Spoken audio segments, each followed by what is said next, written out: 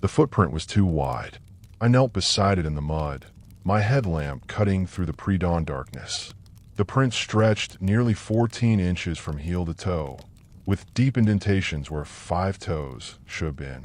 But there were 6, and the spacing was all wrong, like someone had taken a human foot and stretched it sideways until the bones cracked. "Marcus, we need to go." Sarah's voice carried that edge it got when she was trying not to panic. "We're already 3 hours behind schedule." I looked up at her. She stood 10 feet away, pack already shouldered, refusing to come closer to what I'd found. The beam of her flashlight kept drifting to the tree lean, then snapping back to me. "Just give me a second." I pulled out my phone, but the screen stayed black. Dead battery, even though I'd charged it fully the night before. "Sarah, look at this thing. It's nothing." Her words came out sharp. Animals step in each other's tracks all the time. Makes them look weird, but she hadn't looked. Not once. I stood, brushing mud from my knees. The print sat in a patch of soft earth beside Cascade River Trail, about 40 miles northeast of Seattle. We'd hiked this section dozens of times over the past 5 years. I knew every switchback, every fallen log, every place where the creek bent close enough to refill our water bottles. I'd never seen anything like this. "Fine," I said, "but I'm taking a picture when we get back." Sarah was already walking, her headlamp beam dancing ahead of us on the narrow trail. I followed, but something made me turn back for one last look. The print was gone. Not washed away. There'd been no rain. The mud sat smooth and unmarked, as if nothing had ever stepped there at all.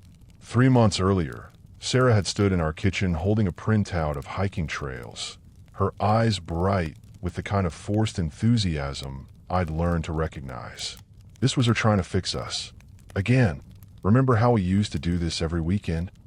She spread the papers across our dining table, covering bills and unopened mail. Before work got crazy, before everything got so. She didn't finish. She never did anymore.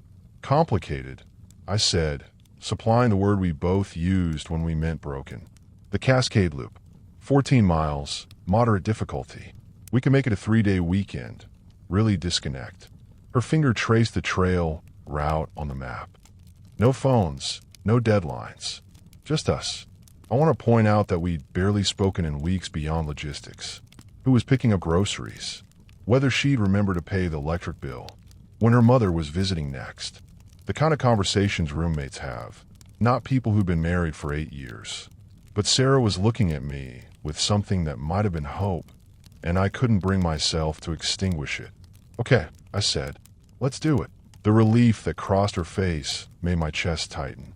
When had making my wife happy become so rare that a simple yes could bring her to tears? We planned the trip for Columbus Day weekend. 3 days in the mountains, hiking a section of the Cascade River Trail that would take us deep into old-growth forest, far from cell towers and the weight of whatever we'd become. I told myself it might help. Maybe getting away from our life would remind us why we'd built it together in the first place.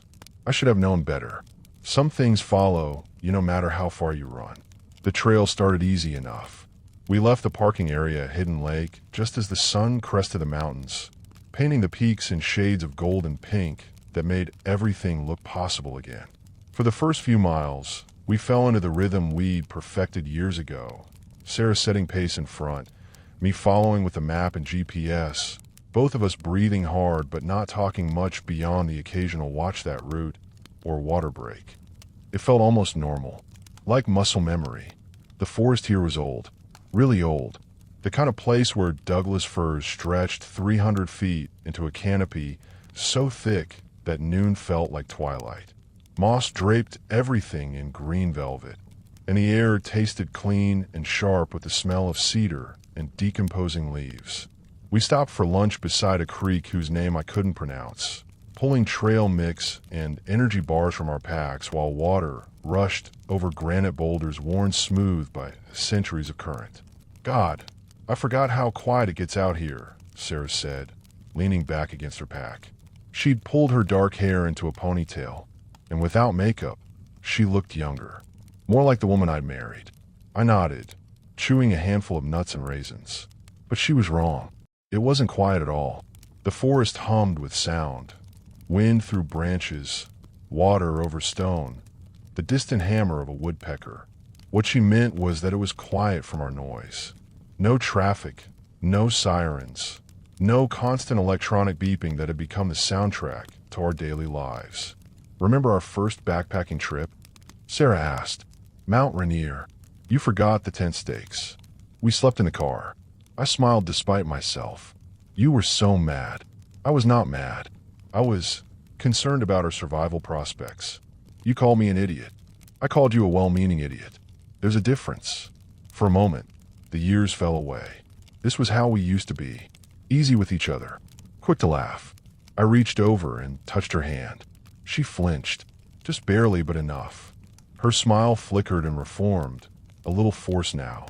We should get moving, she said, already standing. Want to make camp before dark. I pulled my hand back, the momentary warmth draining away. Whatever had broken between us, it wasn't going to be fixed by a long weekend in the mountains. But I followed her anyway, because that's what we did now. We followed each other through the motions of being married, hoping something would shift, knowing it probably wouldn't. The trail began to climb more steeply as we moved deeper into the wilderness. Switchbacks carved through stands of hemlock and cedar, and the underbrush grew thicker, more tangled. Sometimes the path disappeared entirely, marked only by faded blazes on tree trunks or small cairns of stacked stones. It was during one of these unclear sections that Sarah stopped ahead of me, her pack silhouetted against the dim green light filtering through the canopy. Marcus, she said, does this look right to you? I pulled out the map, though I'd memorized the route weeks ago. According to the GPS, we should be following a well-maintained trail northwest toward Lake Serene. But the path in front of us split in 3 directions, none of which appeared on any map I'd studied. Must be social trails, I said. People create their own shortcuts. We want the middle one, I think. But as I spoke, I felt a prickle of unease. The trails didn't look like shortcuts. They looked old, really old, worn into the earth by years of use, but somehow different from the main trail we'd been following. Narrower, more deliberate, like they'd been made by something that walked differently than we did. Which way do we come from? Sarah asked, turning in a slow circle. I looked back, but the forest seemed to have closed behind us. The trees grew so thick and tall that every direction looked the same, an endless colonnade of trunks disappearing into shadow. This way, I said, pointing back the way I thought we'd come.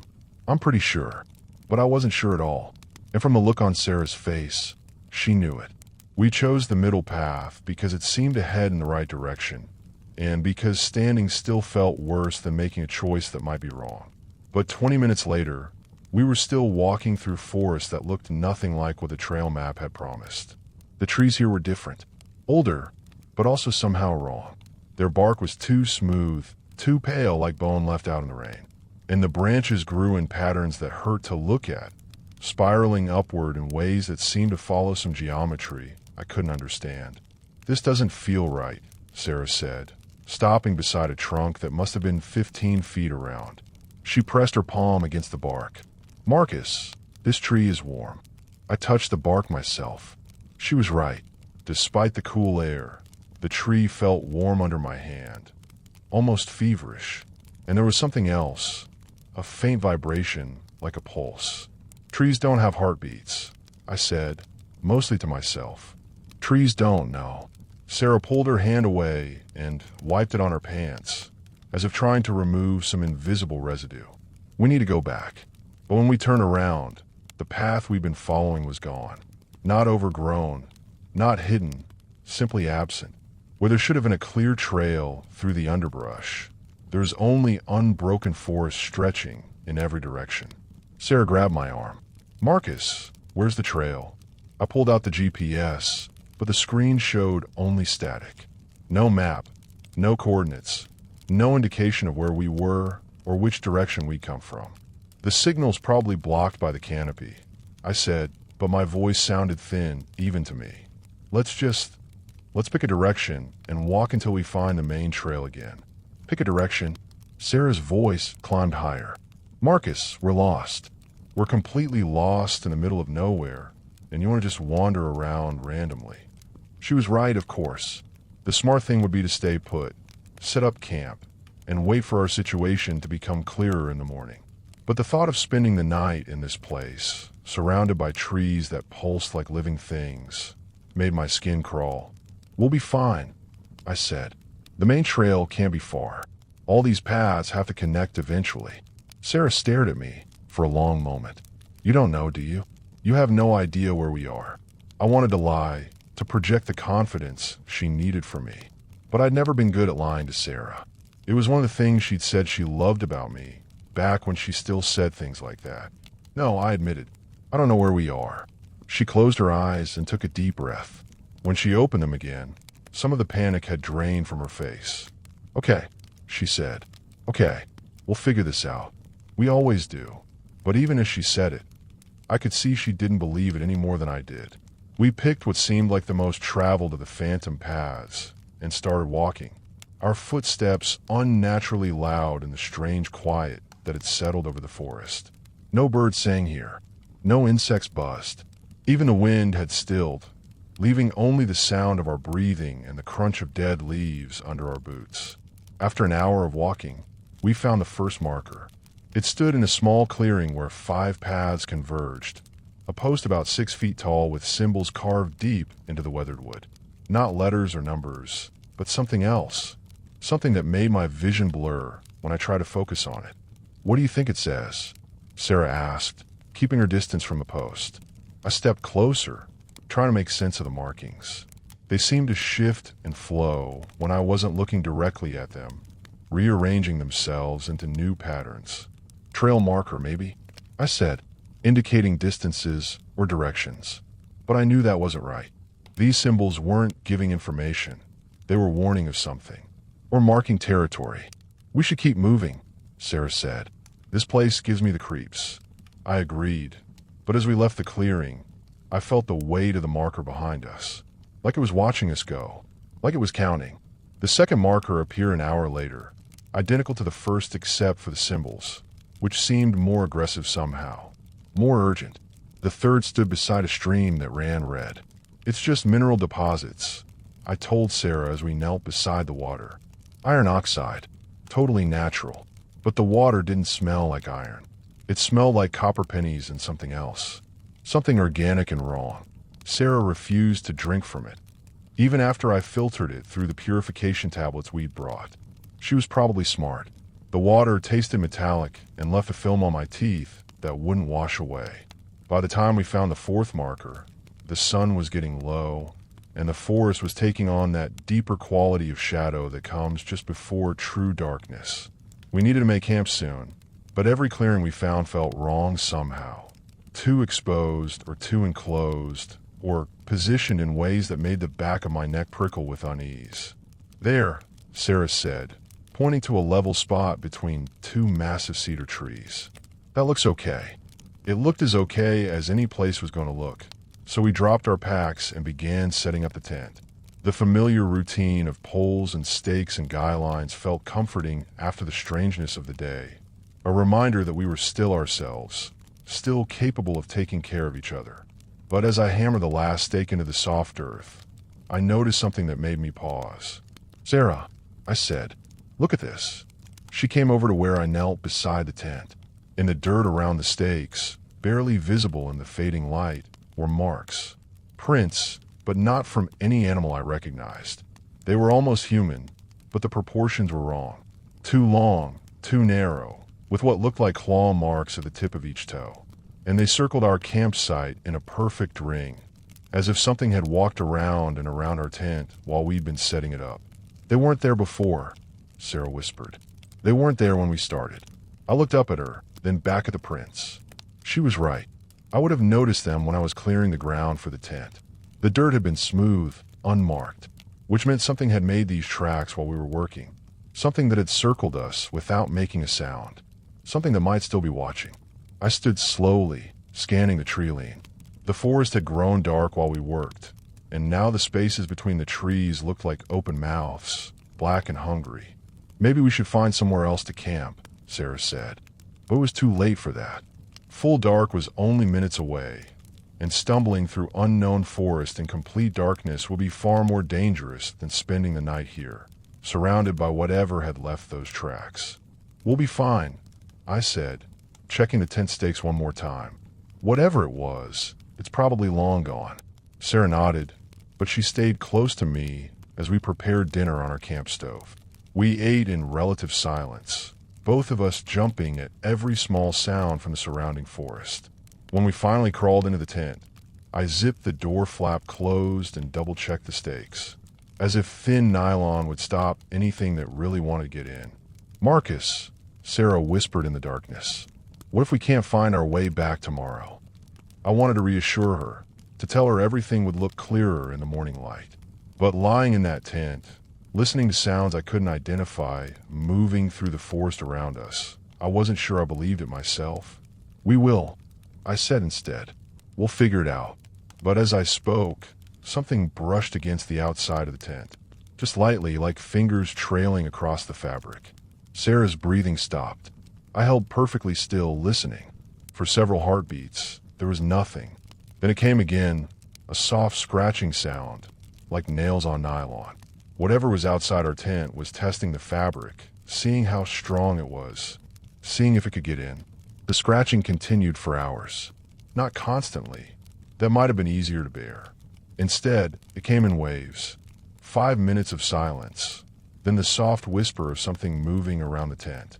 10 minutes of peace, then the gentle scratch of claws testing different sections of the walls. Sarah pressed against me in the darkness, her body rigid with fear. Neither of us spoke. Speaking would acknowledge that something was really out there, would make this nightmare real instead of just a shared delusion brought on by exhaustion and too much isolation. But around midnight, the scratching stopped. For a while, we lay there waiting for it to resume. When it didn't, I began to relax, to think that whatever had been investigating our camp had finally lost interest and moved on. Then Sarah gripped my arm, so hard her nails drew blood. "Listen," she breathed. I listened. At first, I heard nothing unusual, just the normal sounds of the forest at night. Wind in the branches, the distant call of an owl, the rustle of small animals in the underbrush. Then I heard what had terrified Sarah. Breathing. Deep, slow breaths coming from just outside the tent. Too deep to be human, too rhythmic to be natural. Whatever was out there was standing motionless beside our shelter, inhaling and exhaling with the patience of something that had all the time in the world. I reached slowly for the flashlight beside my sleeping bag, but Sarah's hand stopped me. "Don't," she whispered, so quietly I barely heard her. "Don't let it know we're awake." So we lay there in perfect stillness while something breathed outside our tent. Minutes passed, maybe hours. Time became meaningless in that cocoon of nylon and terror. Finally, impossibly, I fell asleep. I dreamed of symbols carved into living wood, of trees that pulsed with alien heartbeats, of paths that rearranged themselves when no one was looking. In my dream, I was walking through a forest that stretched infinitely in all directions, following markers that counted down to something I didn't want to find. I woke to Sarah shaking me. "It's gone," she said. "Whatever was out there, it's gone." Dawn light filtered through the tent walls, weak and gray but reassuring. I unzipped the door flap cautiously and peered outside. The forest looked different in daylight, still strange, but less threatening. The trees that had seemed so alien the night before were just trees, after all. Old and unusual, but not impossible. I crawled out of the tent and immediately looked for tracks. The prints from the night before were still there, circling our campsite in that perfect ring. But now there were others, larger prints leading away from our camp and disappearing into the undergrowth. "Sarah," I called, "you need to see this." She emerged from the tent, her hair disheveled and her face pale from lack of sleep. When she saw the tracks, she went even paler. The new prints were massive, easily twice the size of the ones we'd found earlier. And they weren't just footprints. There were handprints too, if you could call them that. 5-fingered impressions pressed deep into the soft earth, with what looked like claw marks extending beyond each fingertip. "What kind of animal leaves tracks like that?" Sarah asked. I didn't answer, because I was pretty sure it wasn't an animal at all. We broke camp quickly, neither of us wanting to spend another moment in that place. As we shouldered our packs and prepared to leave, I took one last look at the massive prints leading away from our campsite. They didn't head deeper into the forest, as I would have expected. They followed the path we planned to take. The trail, if it could still be called that, led us deeper in a forest that grew stranger with every mile. The trees here defied everything I thought I knew about how forests worked. Some grew in perfect spirals, their trunks twisting toward the canopy like DNA helixes made of wood and bark. Others had branches that grew downward instead of up, creating canopies that hung like umbrellas of shadow. And everywhere, carved into bark or balanced on stones, were the markers. We'd stopped counting them after the 10th one. Each seemed to mark another boundary, another step deeper into territory where normal rules didn't apply. The symbols carved into them grew more complex as we progressed, evolving from simple geometric patterns into elaborate pictographs that seemed to tell a story I didn't want to understand. "Marcus," Sarah said, stopping beside the latest marker. "I think these are directions." I looked at the post she'd indicated. This one was taller than the others, made from wood so dark it was almost black. The symbols covered every inch of its surface, spiraling from base to top in an unbroken chain of meaning. Directions to where? I don't know. She pulled out her phone, which had been dead since yesterday, and held it up to the marker. The screen flickered to life. "How is that?" "Look," she said, showing me the display.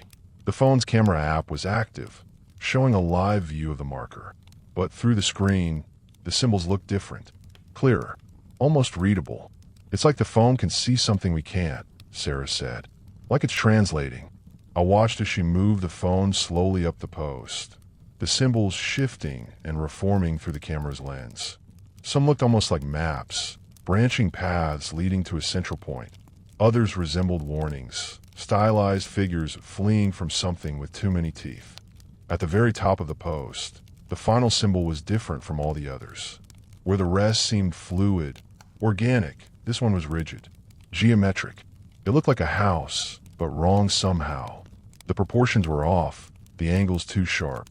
"There's something at the end of these trails," Sarah said, lowering the phone. "Something these markers are leading to, or warning people away from," I suggested. She looked at me, and I saw my own fear reflected in her eyes. Then why are we still following them? It was a good question, and one I'd been avoiding thinking about too closely. By any rational measure, we should have turned around hours ago. We should have retraced our steps, found our way back to the main trail, gotten out of these woods as quickly as possible.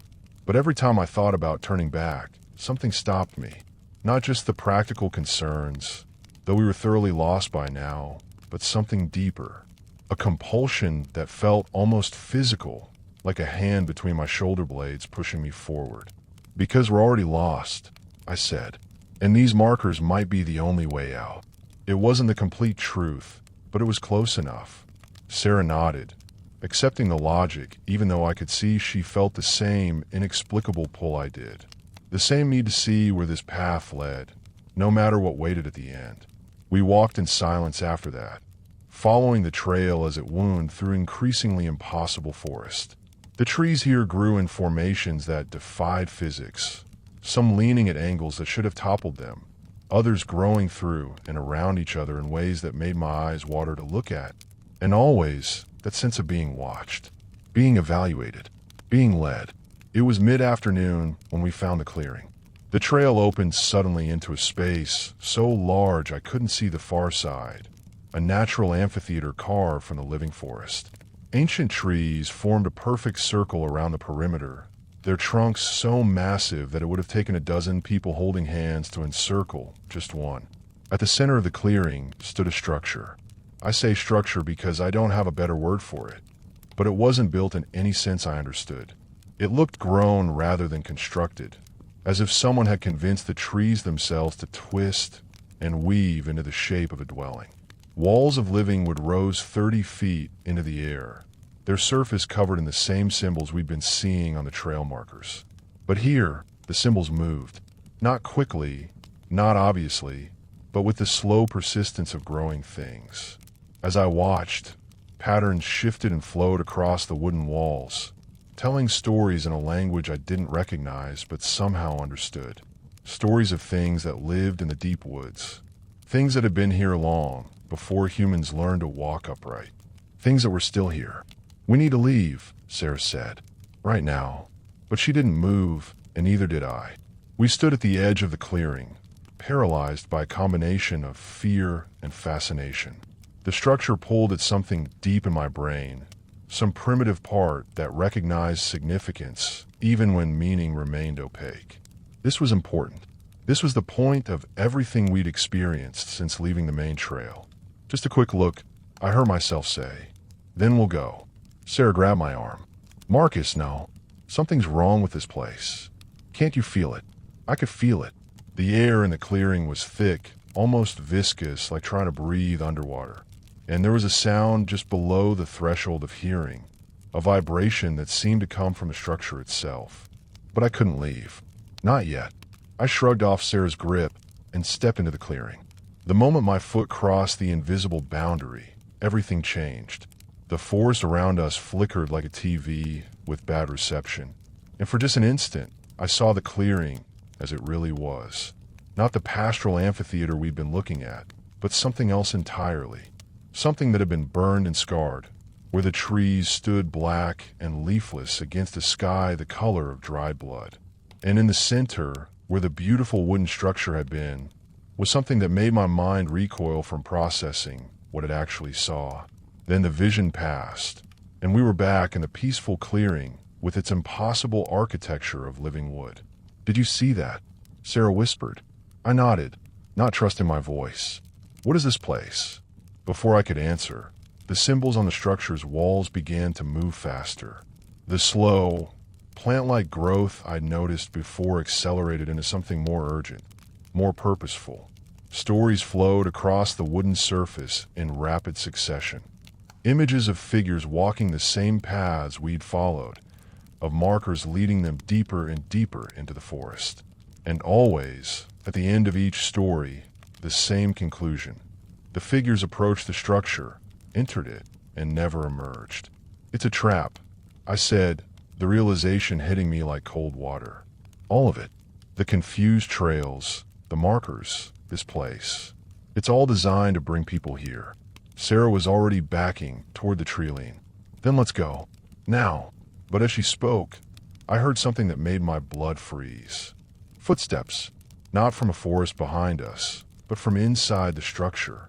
Heavy, deliberate steps, moving toward what must have been a door. "Run," I said. We turned and sprinted for the trees, but the forest had changed again. The clear paths we'd followed to reach the clearing were gone, replaced by impenetrable walls of thorn and bramble. We ran along the treeline, looking for any opening, any way out of the clearing. Behind us, the footsteps stopped. I looked back over my shoulder and saw a figure standing in the doorway of the structure. Tall and possibly thin, with proportions that hurt to look at directly. It didn't pursue us, didn't call out or make any sound. It just watched. And as it watched, the clearing began to change. The perfect circle of ancient trees started to contract, the boundaries of our prison growing smaller with each passing second. "There," Sarah shouted, pointing to a gap between two thorn bushes that hadn't been there moments before. We dove through the opening just as the trees behind us groaned and shifted, sealing the space where we'd been standing. Branches tore at our clothes and skin as we pushed through the undergrowth, following what might have been a path or might have been wishful thinking. I didn't look back again. I couldn't. Some part of me knew that if I saw that figure again, if I met its gaze directly, I wouldn't be able to look away. We ran through forests that shifted and changed around us, paths appearing and disappearing, trees rearranging themselves when we weren't looking directly at them. Time became meaningless. We might have been running for minutes or hours. Then, impossibly, we burst out of the treeline and onto solid, familiar ground. The Cascade River Trail stretched in both directions, exactly as it should. Normal trees grew in normal patterns. Birds sang in the branches overhead. We were back. "Ow!" Sarah gasped.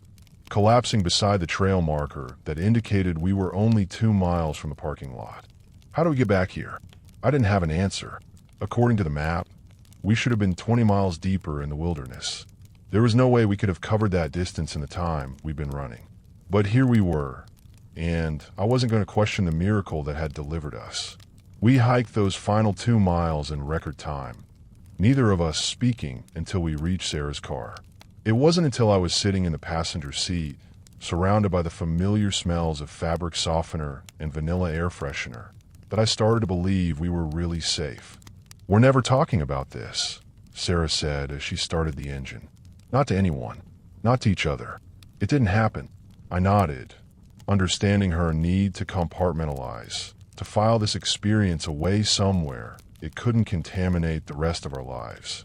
But as we drove away from the trailhead, I found myself looking back at the forest one last time. Something moved between the trees. Something tall and impossibly thin, watching our retreat with what might have been disappointment or patience. 3 months have passed since our hiking trip to the Cascades. Sarah and I have kept our promise not to talk about what happened in those woods, but the silence between us has grown deeper, more complete. We went hiking hoping to reconnect, to find our way back to each other. Instead, we discovered that some distances can't be bridged by good intentions and long weekends in the mountains. She moved out last week. We're calling it a separation, not a divorce, but we both know the truth. Whatever we had together was lost long before we ever set foot on that trail. The forest just made it impossible to ignore anymore. I've been thinking about going back, not to the same trailhead. I'm not that foolish. But to other places in the Cascades, other remote areas where the forest grows thick and the paths aren't always clearly marked. I tell myself it's because I need to understand what happened to us out there. Need to make sense of the impossible things we saw. But that's not the whole truth. The whole truth is that normal life feels thin now. Insubstantial. Like everything I do, work, sleep, grocery shopping, paying bills, is just marking time between moments of real significance. And the only place I've felt that significance, that sense of being part of something larger and more important than my small, failing life, was in those woods where the trees grew in impossible patterns and symbols carved themselves in a living bark, where something watched from the shadows, patient and eternal. Last night, I dreamed about the structure in the clearing. In my dream, I walked up to its door, made of woven branches and living wood.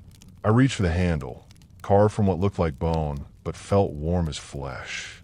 I was about to open it when I woke up, but the dream felt more real than my waking life, more true. And I know, with the certainty that comes from places deeper than logic, that the next time I have that dream, I won't wake up before opening the door. I won't want to. There's a trail map on my kitchen table, a different section of the Cascades, farther from civilization.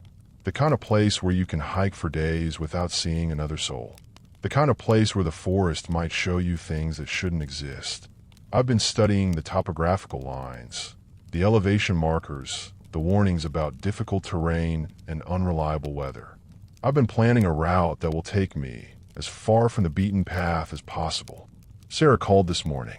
She wanted to know if I was okay, if I needed anything.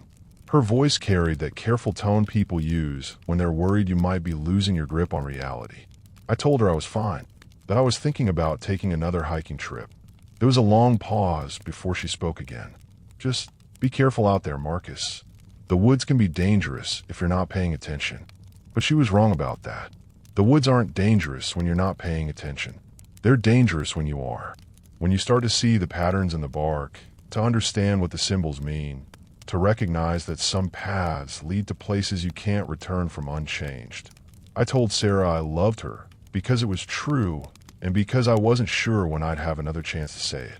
Then I hung up and went back to studying maps of places where the trees grow in impossible spirals and the paths rearrange themselves when no one is looking. Where something waits in structures made of living wood, patient as stone, eternal as the forest itself. I'm going back, not because I have to, but because I want to, because normal life isn't enough anymore, and maybe it never was. Because somewhere in those woods is a door I didn't open, and I need to know what's on the other side, even if I never come back to tell anyone what I found. Especially then. I left on a Thursday morning in late October, when the first snow was already dusting the mountain peaks, and most sensible people had put away their hiking gear until spring. The forecast called for clear weather, but weather forecasts don't mean much in the Cascades. The mountains make their own weather, their own rules, their own reality.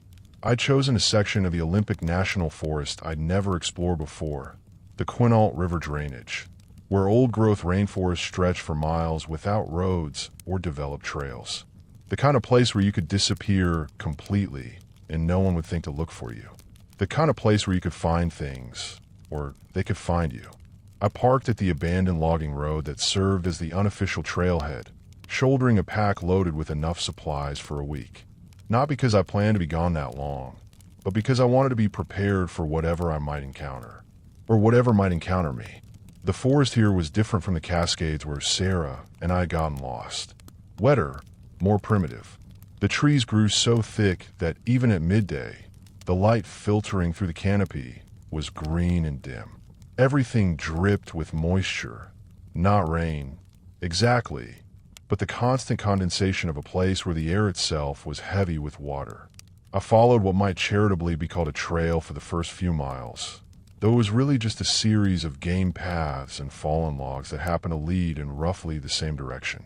As I walked, I found myself looking for signs, markers, symbols carved into bark or scratched into stone. I found them, not immediately and not obviously, but they were there if you knew how to look. A pattern of scratches on a cedar trunk that might have been made by bear claws, but weren't. Stones arranged in formations that seemed random until you saw them from the right angle. Breadcrumbs leading deeper into the green darkness.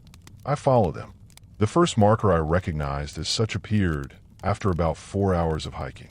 It stood beside a creek whose water ran dark as coffee, carved from driftwood and planted firmly in the muddy bank. The symbols covering its surface were different from the ones Sarah and I had seen. Cruder, more primal. But they carried the same sense of meaning, just beyond comprehension. The same invitation. I pulled out my phone, remembering how Sarah had discovered she could see the symbols more clearly through the camera. But here, the screen remained black, dead, despite the full charge I'd started with. That was fine. I was beginning to understand that some things weren't meant to be documented. Some experiences existed only in the moment of their happening, dissolving like morning mist if you tried to capture them. I left the marker behind and pushed deeper into the forest, following a path that seemed to remake itself with each step. Sometimes I walked on solid ground carpeted with centuries of fallen needles. Sometimes I found myself stepping from log to log across streams that appeared without warning. Once I climbed a slope so steep I had to use tree roots as handholds, only to emerge on a level ground that stretched impossibly far in all directions. The forest was teaching me its geography, and I was learning to speak its language. As afternoon faded toward evening, I began looking for a place to make camp. The rational part of my mind insisted I should find somewhere defensible, somewhere I could put my back to a tree and watch for whatever might come out of the darkness. But the rational part of my mind was growing quieter.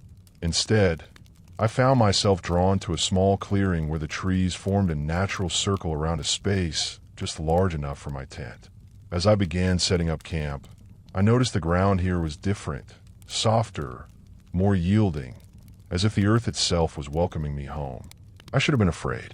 After what had happened to Sarah and me, I should have recognized the danger in a place that felt too perfect, too inviting.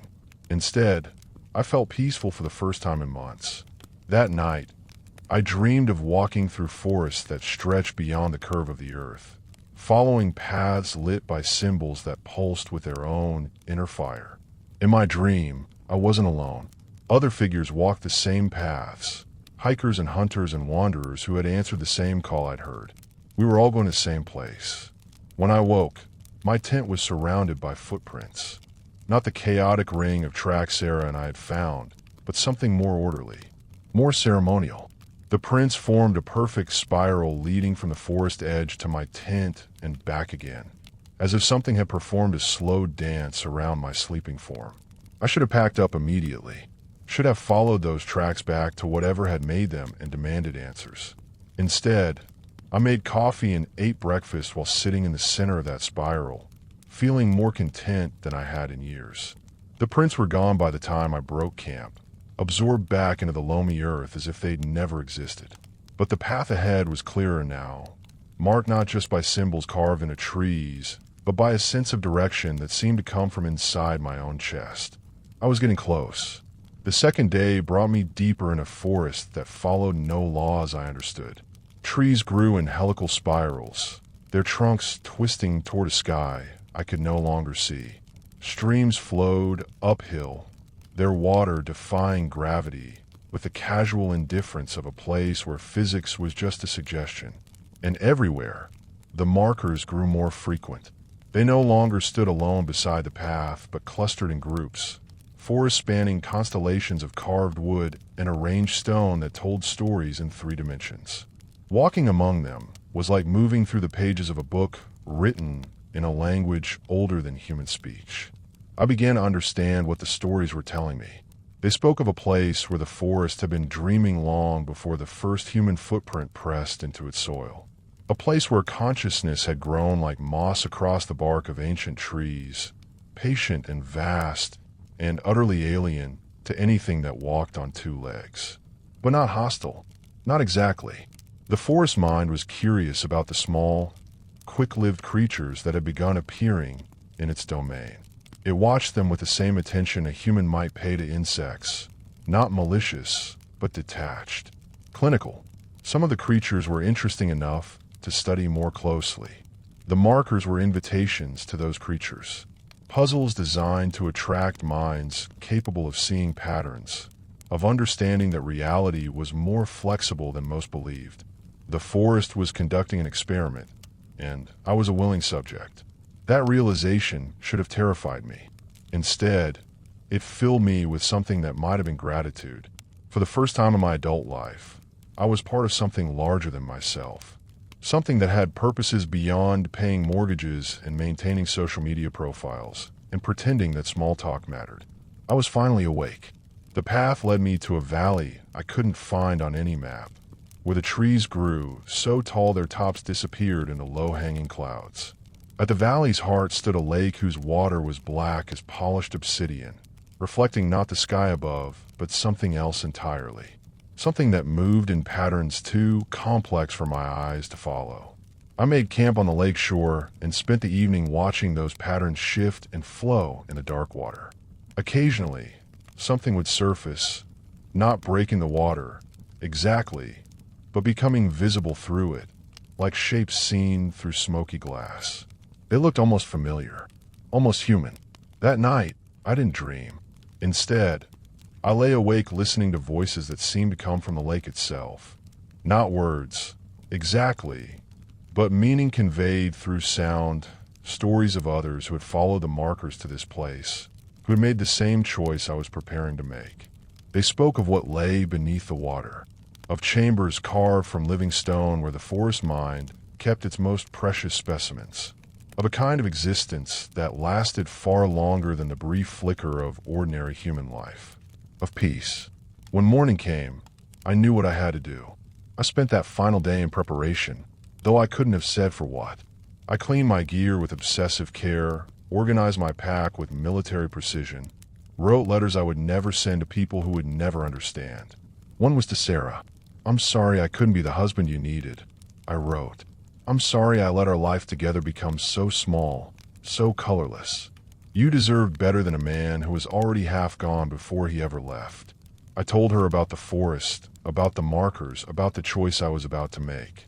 I tried to explain that this wasn't suicide, wasn't giving up, but transformation into something larger and more meaningful than the person I'd been. I don't think she would have understood. How could she? She'd seen the same things I had, but she'd run from them. She'd chosen the safety of the known world over the terrible beauty of what lay beyond it. I couldn't blame her for that choice, but I also couldn't make the same one. As the sun set over the impossible lake, I walked to its shore and began to undress. The water was warm when I stepped into it, warmer than any mountain lake had a right to be. It felt like stepping into a bath, or into the embrace of something that had been waiting for me my entire life. The patterns in the water grew brighter as I waded deeper, swirling around my legs like luminous smoke. I could feel them testing me, evaluating my worthiness for what was to come. I passed whatever test they administered. When the water reached my chest, I felt the first gentle tug. Not physical force, but something deeper. A current that flowed, not through water, but through consciousness itself. It drew me down, toward chambers that existed in the spaces between thoughts. I took a deep breath and let it pull me under. The descent took forever and no time at all. I sank through layers of meaning, each one revealing new aspects of the forest mind's vast intelligence.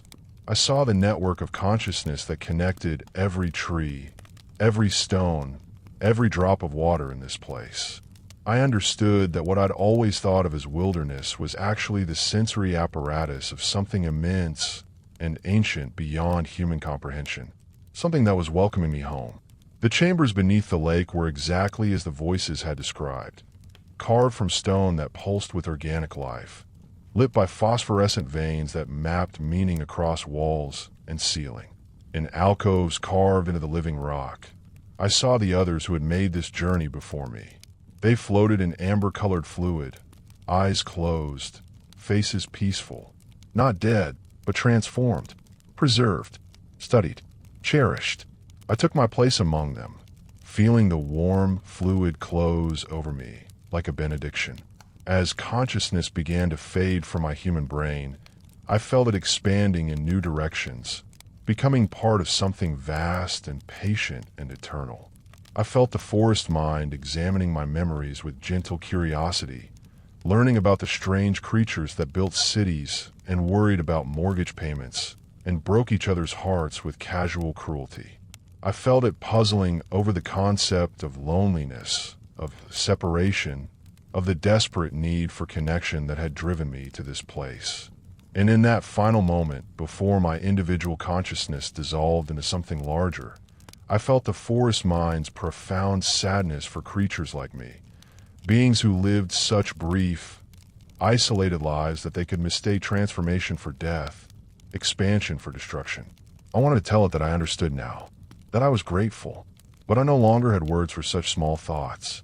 Sarah calls sometimes, not to my phone, which was found 3 days after I disappeared, waterlogged, and broken on the shore of a lake that doesn't appear on any map.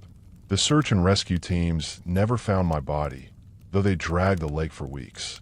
They assumed I drowned, though they couldn't explain why I would have gone swimming in water cold enough to kill within minutes. No, Sarah calls to the forest itself. She stands at the edge of clearings and speaks to the trees, her voice carrying the same careful tone she'd used during our last phone conversation. I hear her. We all do. She asks if I'm okay, if I'm at peace, if there was something she could have done differently. She tells the trees about her new job, her new apartment, the therapy sessions where she talks about losing a husband to something she can't name. Sometimes she brings others, park rangers, grief counselors, investigators who still hope to solve the mystery of my disappearance. They're always uncomfortable in the deep woods, eager to return to the solid reality of roads and electric lights. But Sarah lingers. She feels the pull, though she fights it. Part of her understands what I found here. Part of her envies the peace I've discovered. But she's stronger than I was, more rooted in the world of mortgages and grocery lists and human connections. She'll never follow the markers to their conclusion. That's probably for the best. Not everyone is suited for transformation. Some people are meant to live their quick, bright lives and burn out like candles, leaving nothing behind but memories and the brief warmth they brought to others. There's beauty in that kind of existence, honor in it. But for those of us who were never quite real in that world, who always felt like actors performing roles we never auditioned for, the forest offers something different. Permanence, purpose, peace. I want to tell Sarah that I'm happy, that I've finally found where I belong. But the part of me that could form such thoughts dissolved long ago, absorbed into the vast neural network that spans these ancient woods. What remains is something larger and more patient than the man who left his car at an abandoned logging road and walked into the green darkness. Something that watches. Something that waits. Something that leaves markers for the next wanderer who needs to find their way home. The forest is always recruiting. Not everyone who sees the signs will follow them. Most people are smart enough to turn back when the paths become too strange, when the trees start growing in impossible patterns. But some will keep walking. Some will recognize the invitation for what it is. Some will understand that getting lost is just another way of being found.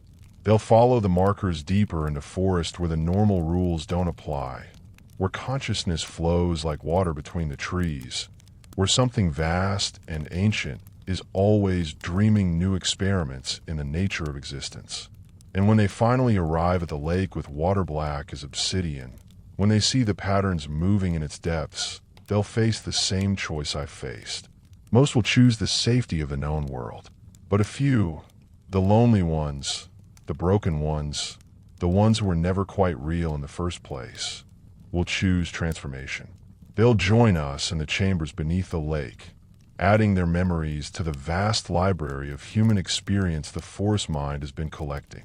They'll become part of something larger than themselves. They'll finally come home. The markers are already being carved.